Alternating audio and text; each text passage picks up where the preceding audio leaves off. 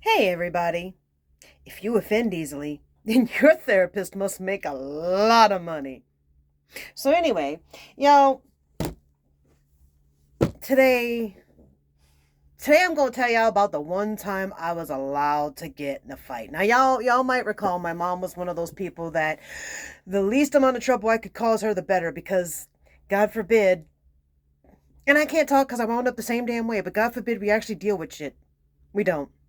My therapist makes a lot of money too, to be absolutely fair. Actually, I can't say that because I've been doing the AI therapy, and that's actually only $10 a month, 24 hours, and it's not bad. I mean, but y'all might remember my previous conversations with AI. Now let's get back to what I was talking about now. So, gosh, I don't know how I wound up on that tangent, y'all. The time I was allowed to get into a fight. Okay, my mom, like I said, mom didn't want me causing didn't want me. We didn't have a vehicle. We didn't have a second vehicle. My dad had the only vehicle and he took it to work. Ergo, because we didn't have a bus system in this small town. It was a small town. Ergo, things like getting called into school was like, oh, you're getting your ass kicked and you're gonna get it again at home if I have to get called in. You better stand there and take it. And honestly, I think that might have something to do with why I'm so much of a fighter as an adult. It's because I wasn't allowed as a kid. I wasn't allowed to defend myself because it would cause her problems. She would have to come to school about it. And that was just better to stand there and get my ass kicked there than to get the ass kicked at home because that was much, much, much worse. All right. Yeah, I had that childhood. Cry for me if you must. I don't. Anyway, so my mom had this woman she didn't like whose daughter went to school with me, and needless to say, we didn't like each other. All right. So me and the girl had been beefing, but not in a physical way. And apparently, she went home and told her mom, who proceeded to call my mom, which is when I found out there was even a beef between her mom and my mom. Okay. And my mom actually told her on the phone with that, I guess my daughter's going to kick your daughter's ass, huh? Hung up the phone, looked at me, and went, get her. Like, all right, yeah. All I have to do is not be in the wrong. She's got to throw the first swing. Well, apparently her mom told her the same thing. Because by the time I got to school, everybody knew there was going to be a fight. I'm like, yeah, it don't matter. I got mom's permission now. Okay. And I think both of us were nervous. Like, we both wanted it, but we actually hadn't been in this. I don't know if she'd ever been in this kind of fight before. I know I hadn't directly, like one where I could actually fight back. And I was excited. I was excited. So we're just kind of circling each other a little bit before finally she shoved me. And that was all I was waiting for, was for her to touch me first. That was it. I jumped into her. She jumped back into me. I honestly couldn't tell you there was a winner. I know I walked out of there feeling damn good about myself, but I can't actually say either of us were a winner. I just know we tussled. I think the loser, if anybody was an actual loser in the situation, it was the poor teacher who tried to break us up. The man was like a 6 foot something, redhead, bulging blue eyed, former military man who, for some reason, had stitches in his fingers on one hand. And he was the teacher on duty, so he was the one trying to break us up. And I remember I had a damn near new lavender windbreaker, and he grabbed it and I heard it ripped. And that's when I knew I had gotten away from him. So I went back after her. And I remember hearing him go, son of a bitch, or something like that. It was either son of a bitch or mofo or something like that. And he's just holding his hand. He had let go of me because I went back after her. It was when he grabbed the windbreaker and it tore. That's when that happened. So, Mr. Thibodeau, sorry. I'm sorry about your fingers that day, but I had permission and I was going to use it. And I did. So, needless to say, we both wound up in the office. Both of our parents get called. Now, mind you, I had permission, and this woman still had the nerve to get mad at me because she was getting called into school. Yeah, I still got in trouble at home that night because she got called into school. But my dad. So you've got the principal, guy principal. I don't remember his name. And apparently he was a former Marine. Had a lot of former military, but it was small town Louisiana. I mean, that's kind of what they bred. Good old boys.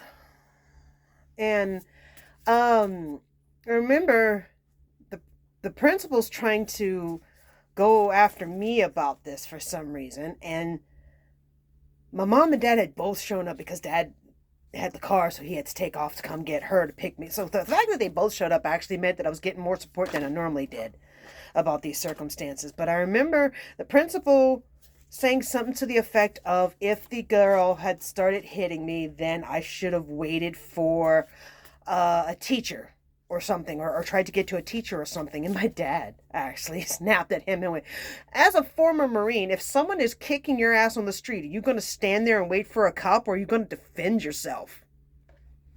Like I said, I still got my ass in hella trouble and beat again when I got home, but that was a good day. I got to defend myself, and my dad stood up for me. I'm good with that. I'm good with that.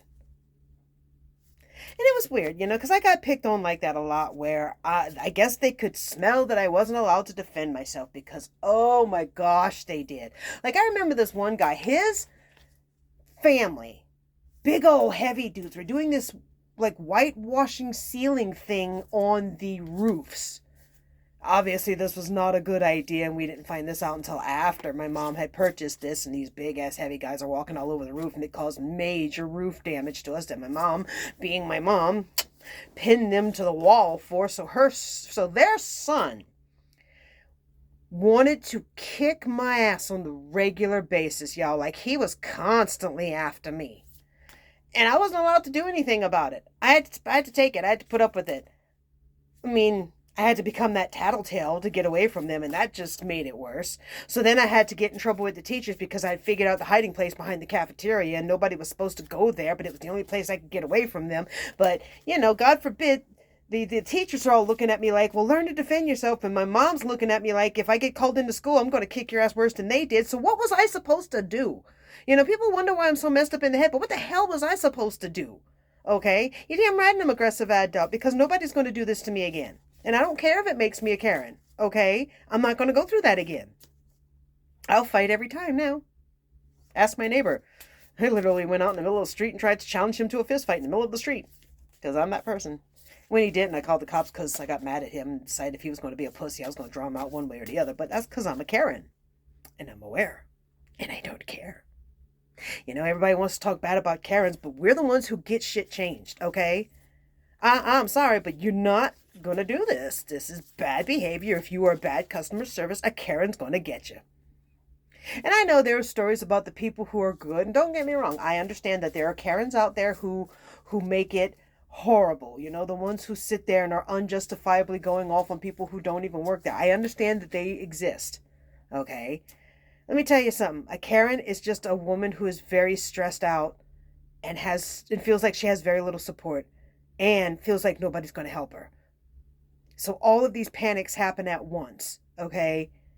And she doesn't cope with them well. She wants comfort, and that comfort comes from getting what she needs. And regardless of whether it seems stupid or not to you, it's something she needs in that moment, and she's probably in a hurry, and she's probably got something else weighing on her heavily, like kids or an angry boss she's got to get back, or something she's stressing to have to get back to do, and no support is just making it worse. Like, y'all don't understand the Karen. Okay, y'all don't understand the Karen. The Karen needs help. And I don't mean like she needs mental help, although yeah. But the Karen needs help. Stop being that person and just help.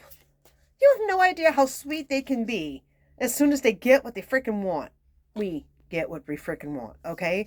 We're sweet as pie to those who actually put up with our crazy shit. Like I said, St. Alan. And yeah, he puts up with a lot out of me. But when I'm not being a Karen, I make sure that man has it gold to make up for the Karen he puts up with.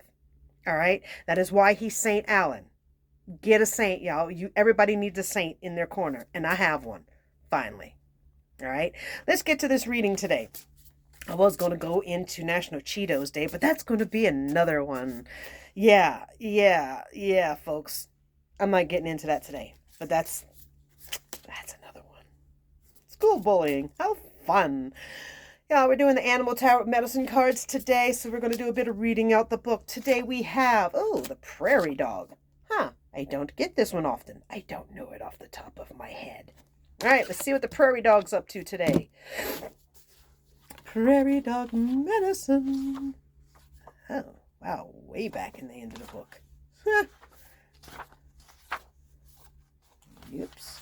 Okay, retreat. It says, oh, Prairie Dog calls me when it's time to rest. When it's time to honor the internal quest, I go into retreat so I may see a way to replenish the potential in me. I don't know, folks. I kind of been in retreat for a bit too long, huh? I'd love to come out of it, but God, something's been off with me this past week. I've just been in crazy mode, crazier than normal mode. Let's hold no qualms about it. I know what I am. Prairie Dog Medicine teaches that strength and inspiration can be found by retreating into the stillness that quiets the mind. The strength of this medicine is also knowing when and how to replenish your life force. Well, that's something I'm lacking at the moment. Prairie Dog Medicine people tend to seek self-empowerment in silence and inactivity,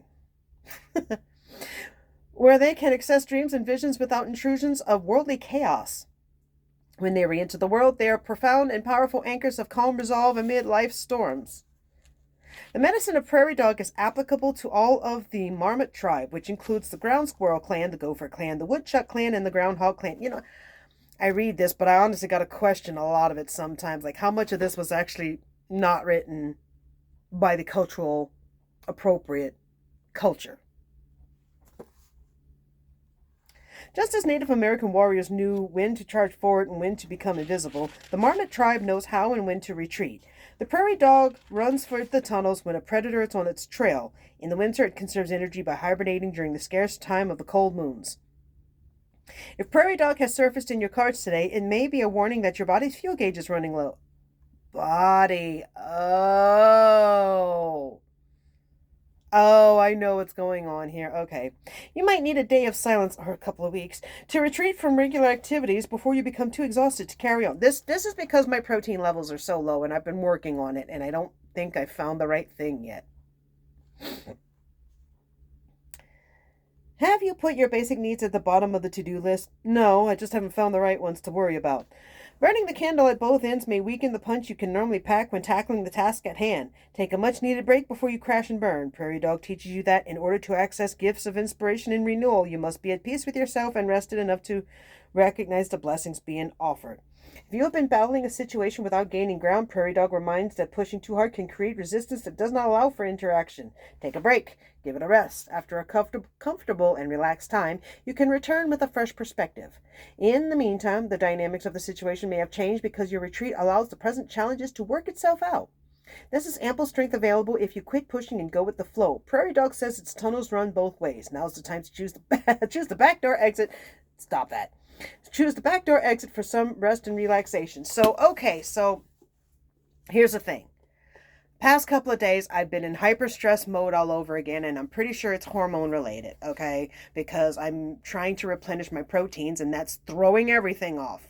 Like, seriously, I want to do something other than donate because donating seems to be causing some of my problems. And I want to do something else, but I keep applying and applying and applying, and I don't qualify. Young people, get a damn long-term career because the world is not set up for you to not. It's not that world anymore. Laissez-faire doesn't work anymore. It's crazy. I have between 20 to 40 more years to figure out what the hell to do with myself, and I can't get anyone to look at me twice because of my age. And I'm probably being generous, but I figure I'm going to do a little bit better than the rest of my genetics say that I should live as long. So, and I'm sitting there going, what do I do? Like, you know, and I've been stressing myself so hard about it when honestly, I want to just go with the flow. Like, I want to just lay back and relax because I have a tendency to catch what I need along the way. And I don't know, I'm stressing so hard, y'all. Y'all, I know I'm not the only one stressing either. So for all y'all stressing, let's all just take a break, okay? We're not getting anywhere. Take a break. In the meantime, folks, I have things I've got to go do. So much for that break, right? I've got D&D stuff to go type up. Bye, y'all.